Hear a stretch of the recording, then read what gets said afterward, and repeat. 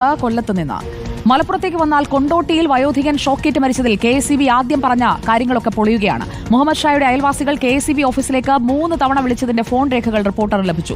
വൈദ്യുതി ലൈൻ പൊട്ടി വീണിട്ടുണ്ടെന്ന് കൃത്യമായി പറഞ്ഞുവെന്ന് അയൽവാസി ആയിഷ റിപ്പോർട്ടറിനോട് പറഞ്ഞു. അഷ്കർ അലി കരിമ്പ നമുക്കൊപ്പം ചേരുന്നു.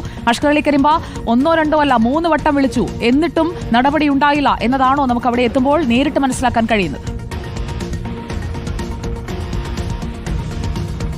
സുജ, കൊണ്ടോട്ടി നീറാട് സ്വദേശിയായിട്ടുള്ള മുഹമ്മദ് ഷാ വ്യാഴാഴ്ച ഷോക്കേറ്റ് മരിച്ച അന്ന് മുതൽ തന്നെ KSEB നിർത്തുന്ന പ്രധാനപ്പെട്ട വാദം ഈ KSEBിലേക്ക് വിളിച്ചു എന്നുള്ളത് സത്യമാണ്. പക്ഷേ വിളിച്ചവരാരും തന്നെ ഇത്തരത്തിൽ അവിടെ വൈദ്യുതി ലൈൻ പൊട്ടി വീണു എന്ന കാര്യം KSEB അറിയിച്ചിട്ടില്ല എന്നുള്ളതായിരുന്നു.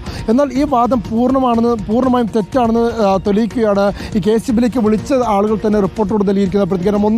3 തവണയാണ് KSEB ഓഫീസിലേക്ക് ഈ വൈദ്യുതി ലൈൻ പൊട്ടിയതുമായി ബന്ധപ്പെട്ട് വിളിച്ചത്. ഒന്ന്, അത് മുഹമ്മദ് ഷായുടെ അയൽവാസികളായിട്ടുള്ള ആയിഷ ടീച്ചറും മകൻ സസ്റ്റവുമാണ്. ആദ്യം രാവിലെ 8:22 സസ്റ്റമാണ് ആദ്യം വിളിച്ചത്. തേക്ക് മരം വൈദ്യുതി ലൈനിലേക്ക് വീടുമെന്നും വൈദ്യുത ബന്ധം തകരാറിലായിട്ടുണ്ട് എന്നുള്ളതും കൃത്യമായി അറിയിക്കുന്നു. രണ്ടാമത്, എന്നിട്ട് ജീവനക്കാർ വരാത്ത സാഹചര്യത്തിൽ 9:19 രണ്ടാമത് വിളിക്കുന്നു, അപ്പോഴും ഇക്കാര്യം ആവർത്തിക്കുന്നു.